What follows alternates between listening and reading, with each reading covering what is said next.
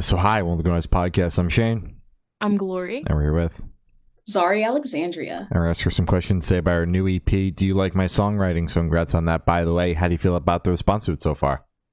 Thank you. I'm feeling pretty good about it. A lot has changed since I last released music, so it's been really cool to see like how many people are listening consistently to my stuff and how many people were excited for something new.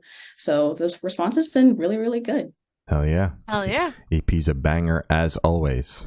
Thank EP you. rocks. As always, I fucking love your intros. They're always just so fucking cool, Yeah. man. They're so Thank cool. you. I was really stressed about the intro this time because I feel like I felt like I had like a high expectations. So it took me a while to make this one, but I think I executed it very well. So I'm glad you guys liked it. Oh yeah. Hell yeah. You did, Hell yeah. because the EP ended on Spotify, and then the intro of the next EP came on in your radio, and I was like, she keeps nailing these intros, because I think the last time we spoke, that's like the one thing that I harped on for the entire interview. It's just like the Yes. intro was incredible. It's so fucking cool. Yeah. Thank But you mentioned a lot has changed since last time you released music. Is it like personal life stuff, music stuff? What is it? I mean, all of the above. Personal life, like my whole entire like friend group switched because of like some drama there. So like adjusting to that, college. And then I had an opportunity to perform at Mopop in Seattle. And that got me like a lot of gigs. Like I'm working professionally now. Hell yeah. So that's been like everything's just Yeah. very yeah. different, Big but fucking very deal. cool. Yeah. Absolutely. Hell Love yeah. that. I'm happy to hear that. Thanks. So is there any meaning behind the EP title or cover art? Yeah. So in terms of title, the whole vibe of the EP was like kind of like this cocky thing going on. Like it's all like me. That's like the idea I had behind it. So I thought having the title of Do You Like My Songwriting, which is a lyric in the song Won't Get Any, which is like the cockiest song, like kind of put everything together. And then the photo is actually me outside of Mopop, where like everything started like getting traction and whatnot. And I now have like a creative director, my partner Carly, and she was like, let's take it at Mopop. Like I think that's like a full circle. I love a good full circle moment. So we went to Seattle for the day and took pictures there, and yeah. Oh yeah. Hell yeah. Love a Awesome. good full circle moment. Love Yes. that shit. Me too. So can you tell us a little bit about your writing process for the EP? Yeah, for this EP, it was a lot of just having fun. Just trying to write. I mean, with Congratulations, I'm Angry, it was like writing catchy pop songs, and this was the same, but like I didn't really care about what I was writing about. I was like, oh, I want to write about how cool I am, or I want to write like have like a fun melody and just see what pops up. A lot of messing around with Logic on this one, the DAW I use, and just coming up with stuff on the spot. So it was very like freeing, I would say. All right. Hell yeah. That's awesome. Yeah. So what is your favorite lyric off this EP? And are you able to tell us the meaning behind it? Oh, favorite lyric. Mhm. Wow. This is such a tough question because there's so many fun lyrics on this EP. I really like, oh man, I really like the lyrics in Won't Get Any. Like I could harp on Won't Get Any all day, every day, because it was just so fun. The song is about how much dating apps suck. And there's this lyric where so like a girl who cleans and cooks, dude, what year are we in? I'm not a housewife, get your butt back in the kitchen. I really like that line. That's fun. That's fun as hell, yeah. Hell yeah. And I performed the song live at my last show in Seattle, and everyone was just laughing during the whole song, which is the reaction I wanted.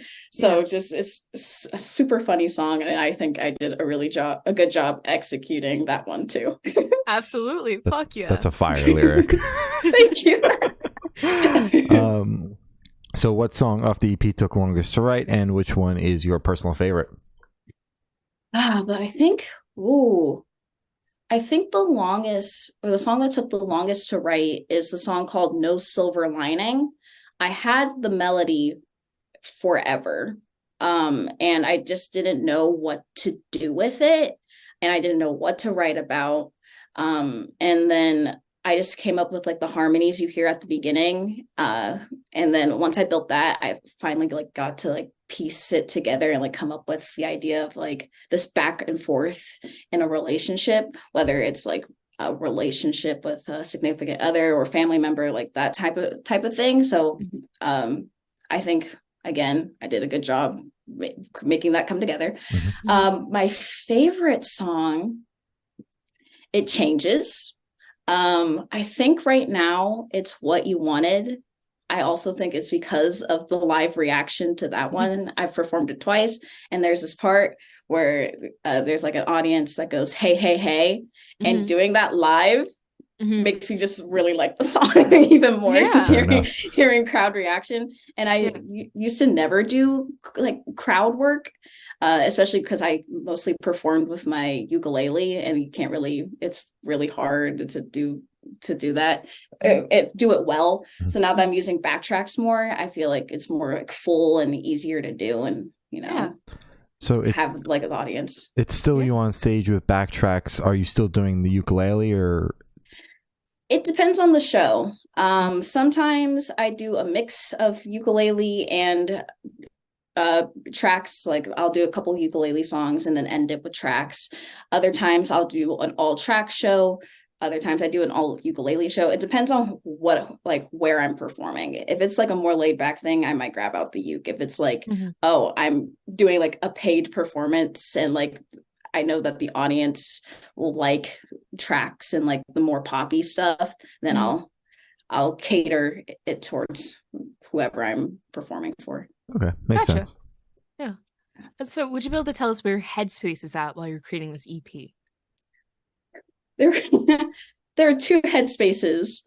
I wrote, this is a funny story. I wrote Call Me Original and No Silver Lining right after I had a surgery. So I was on painkillers.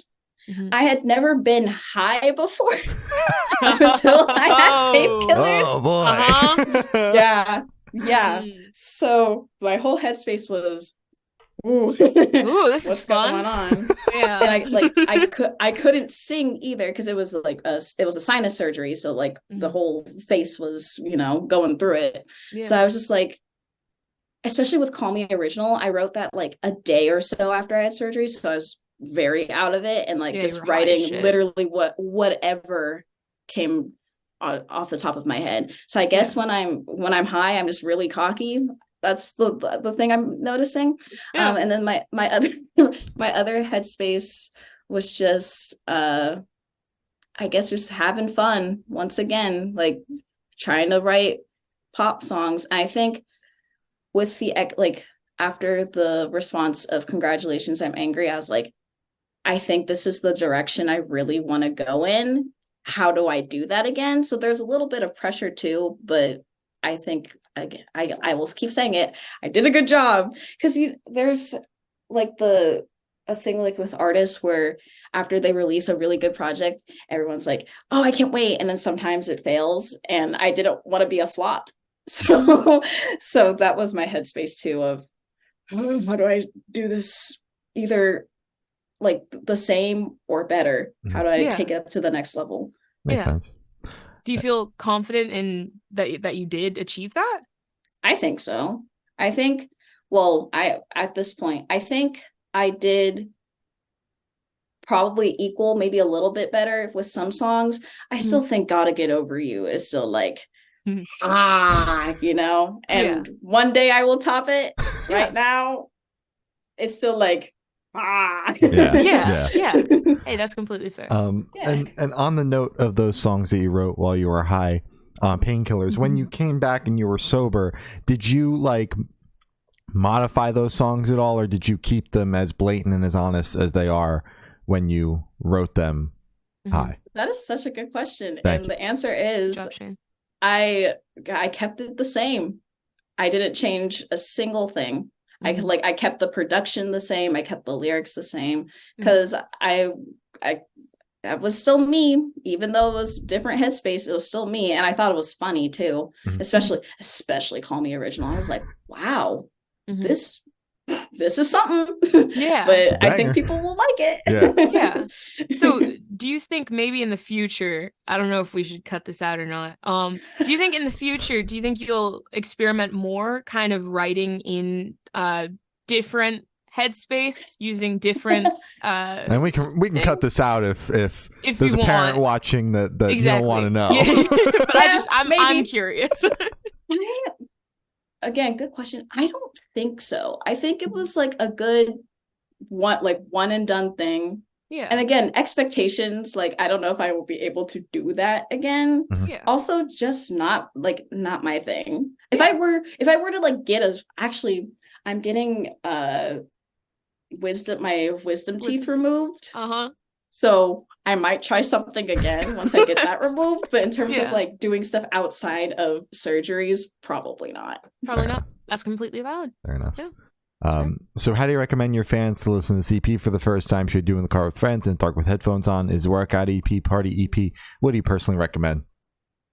It's all the EP. I think car is good. I've listened to it in the car quite a few times and it sounds great. Definitely with friends. I think honestly, I never thought I would be the type of musician that would have music that could be played at a party. And I think this one you could really play this one at a party. So get your speakers, turn it up. Crank that shit. Yes. So this one should be super, super quick. Off the top of your head, I want you to describe this EP for new listeners in 3 words. No more, no less.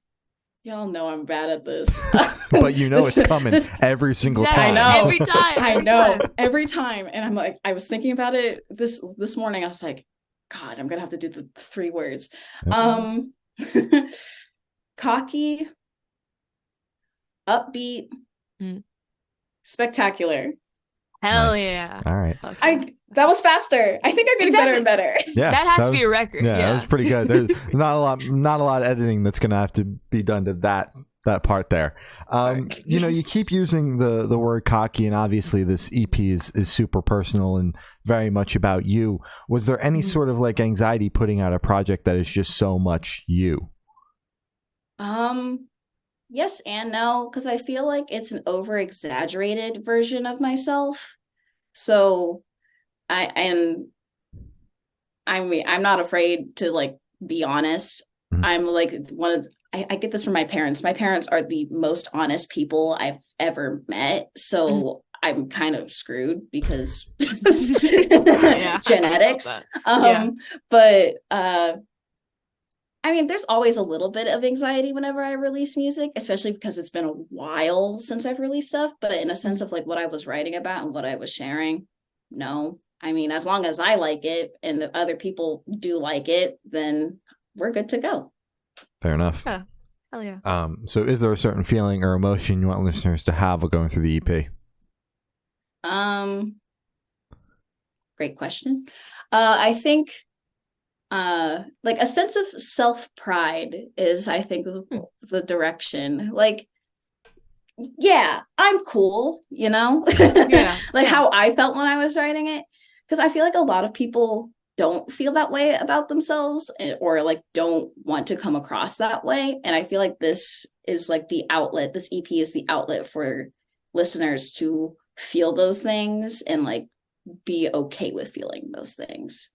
And I feel like I always struggled with I still struggle with self-confidence, and making this EP was a way for me to actually feel good about what I was making, what I was saying, everything about myself. So I want other people to feel that way too. Oh, yeah. Fuck yeah. Love that. That's awesome. That is awesome. Thanks. So what is your favorite memory that you made while creating this EP? There's a specific memory. I was in like the stage between like finalizing the mixing and mastering, and making the intro, still figuring that out. And I showed my friend Allie and then Carly the EP, and they were both so confused because it's very like, because I don't come off as confident in like my day to day, and even though they both know me very well, they were like, what is going on? What, like, you're this is a different direction in terms of lyrics. But they really liked it. It was just really funny to see their reactions, and I think seeing their reactions helped me make that intro. Like, and they're both in the intro shouting Zari, Zari, and like they both inspire my creativity. So yeah, definitely seeing their faces of like, oh. Yeah. Hell yeah. Fuck yeah, that's and awesome. For this last question, we know that the EP just came out, but gotta ask, what's next for you and your project?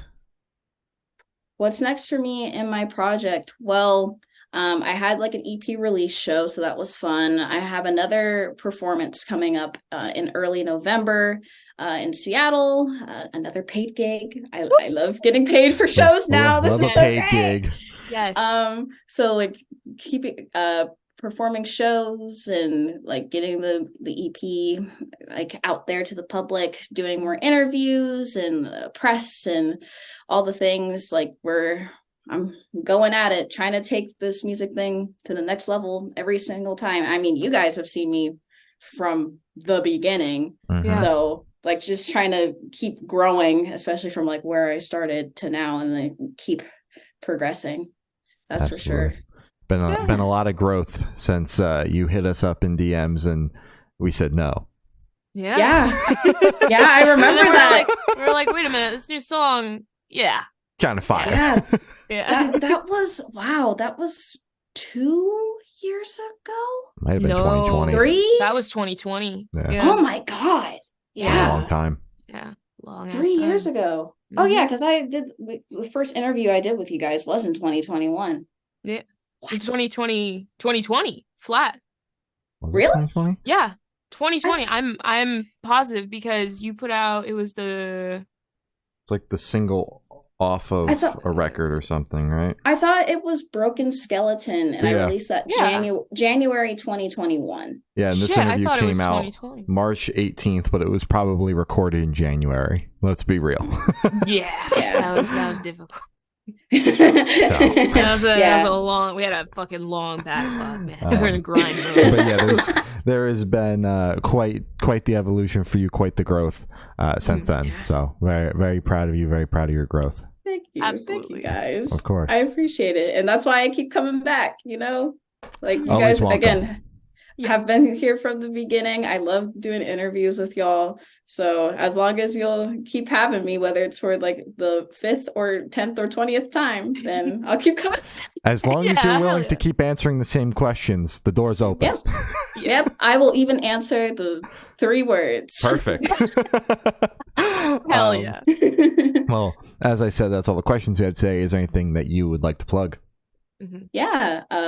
Stream Do You Like My Songwriting by me, Zari Alexandria, on whatever streaming service you use, Spotify, Apple Music. You can follow me on Instagram. That's where I post all my updates and whatnot. That's at Zari_Alexandria. I also have a website now because I'm trying to be as professional as possible, so you can check out all the stuff I do and whatnot. It's zarialexandria.wordpress.com because I don't have money to buy a domain yet. So yeah. Hell yeah. Hell yeah. All right. Well, thank you for stopping. It's been Zari Alexandria, and we have been the Good Noise Podcast.